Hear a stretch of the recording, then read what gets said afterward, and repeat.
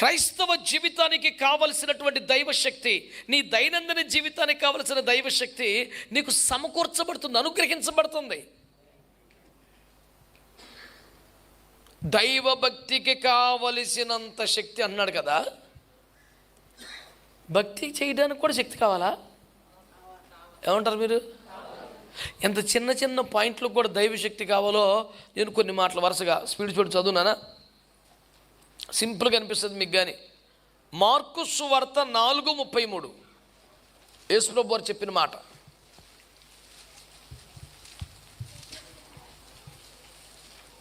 వారికి వినుటకు శక్తి కలిగిన కొలది. ఆగండి, యేసుప్రభు వారు నాన్ స్టాప్గా చెప్తున్నారట వాక్యం, గంటలు గంటలు చెప్తున్నారట, అంతు పంతు లేదు.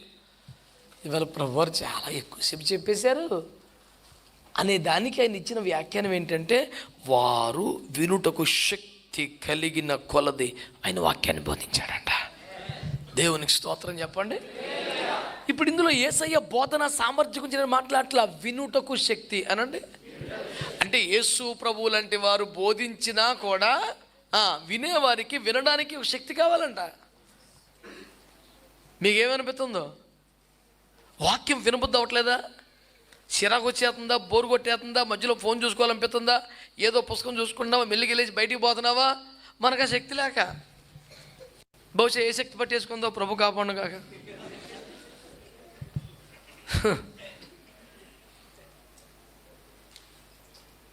మరి సీలకు సండే స్కూల్ బలంగా వాడబడుతుందంటే మరి ఇటు పావురం వల్ల దుఃఖారావం సరుపుతున్నటువంటి గువ్వలు ఎక్కువైపోయినాయి. దేవుని స్తోత్రం. బిడ్డలారా, ఈ మాట పట్టుకోండి మీరు. కేవలం దేవుని వాక్యాన్ని వినడానికి కూడా శక్తి కావాలటండి. మనం సింపుల్గా ఉంటే ఎందుకన్నా మనసు బాగాలేదండి, కొంచెం మూడ్ ఆఫ్గా ఉందండి, చిరాకుగా ఉందండి, ఇలా మూడ్ ఆఫ్ సైతాన్ ఏం కాదు, నీకు దేవుని శక్తి తగ్గింది. నువ్వు ఇంటి దగ్గర ప్రార్థన చేసుకోవాలి, ప్రభా నీ వాక్యాన్ని వినడానికి నాకు దైవశక్తి కావాలి. వారికి వినుటకు శక్తి ఉన్న కొలది యేసయ్య మాట్లాడారంట. దేవునికి స్తోత్రం కలుగును గాక. హల్లెలూయా. ఏమండి, ఇర్మియా గ్రంథం 1వ అధ్యాయం 6వ వచనం చదవండి. అందుకు అయ్యో ప్రభువకు యెహోవా, చిత్తగించుము, నేను బాలుడనే, మాటలాడుటకు నాకు శక్తి చాలదని. మాట్లాడడానికి కూడా ఏమి కావాలి అంటలా మీరు? మనం మంచిగా వాక్యాలు వింటున్నాము, తగిన సందర్భంలో తగిన చోట సమయోచితమైన మాట మాట్లాడటం ద్వారా ఒక ఆత్మను రక్షించడానికి కానీ, ఒక విశ్వాసాన్ని బలపరచడానికి కానీ, దేవుని నామాన్ని మహిమపరచడానికి కానీ మనకి వాక్శక్తి ఉండాలి కదా. ఇర్మియాకి దేవుడు ఒక ప్రవచన వాక్యం వెళ్ళి ప్రకటించడం, అమ్మ బాబోయ్ నేను చిన్నపిల్లలు ఉన్నాయా, నేను బాలుని ప్రకటించడం, ఒక మాట్లాడడానికి నాకు శక్తి చాలదన్నాడు. అటు అనుకోక అబ్బాయి, నా మాట నేను నోట పెట్టి నేను నిలబడి నీకేం కాదన్నాడు దేవుడు. ఏంటంటే దైవశక్తి ఏదైనా సమస్య వచ్చినప్పుడు, ఒక భయంకరమైన ప్రమాదంలో చిక్కున్నప్పుడు మనకు అవసరం అనుకోకండి. వాక్యం వినడానికి కూడా దైవశక్తి కావాలి. ఆ మాట 10 మందికి చెప్పాలంటే కూడా దైవశక్తి కావాలి. శక్తిహీనులుగా ఉంటే మనం ఏ చిన్న కార్యం కూడా చేయలేము. ఇంకా కొంచెం పైసాకి వెళ్తే ప్రకటన గ్రంథం 5వ అధ్యాయం,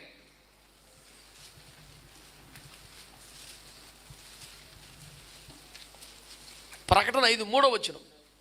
అయితే పరలోకమందు గాని, భూమి మీద గాని, భూమి క్రింద గాని, ఆ గ్రంథము విప్పుటకైనను చూచుటకైనను ఎవనికి నీ శక్తి లేకపోయినా. స్తోత్రం చెప్పండి. దేవుని వాక్యం వినడానికి శక్తి, దేవుని మాట చెప్పడానికి, మరుగై ఉన్న దేవుని సంగతులు విప్పడానికి దేవుని శక్తి కావాలంట. పరలోకములో సింహాసనాసీనుడైన దేవుని యొక్క కుడి చేతిలో ఒక ముద్రించబడ్డ గ్రంథం ఉన్నది. దాన్ని విప్పుటకు యోగ్యుడు ఎవడూ లేడని ఏడుస్తూ ఉంటే 24 పెద్దల్లో ఒక ఆయన యోహాను ధైర్యపరిచి, నువ్వేం కలవరపడకో, ఏడవద్దు, గొర్రె పిల్ల ఈ ముద్రల విప్పుటకు శక్తి పొందాడు. ఆమేన్. అంటే అనేక కాలములుగా ప్రజలకు సందేహంగా, ఒక ప్రశ్నగా మిగిలిపోయిన ఎన్నో మార్మిక సంగతులను తేటగా విప్పి ప్రజలకు చెప్పడానికి ఒక భక్తుడికి, ఒక సేవకుడికి దేవుని శక్తి కావాలి. అది కేవలం ఏదో ఏముందలంటే కొన్ని మర్మాలు చెప్తాడు కానండి, టచ్ అంటలేదు, తోచెత్తలేదు. గట్టిగా మాడాలంటే నువ్వు చూడండి, పడేస్తాక పెద్ద శక్తి అక్కర్లేదు, పడిపోయిన లేపడానికి శక్తి కావాలి. దేవుని స్తోత్రం. పాపమును లోకములోను సమస్యల్లోనూ పడిపోయి భక్తిలో చల్లారిపోయి లోకంలో పడిపోయిన వాడిని తిరిగి లేపడానికి అడ్డానికి చాలా శక్తి కావాలి ఒక వ్యక్తికి.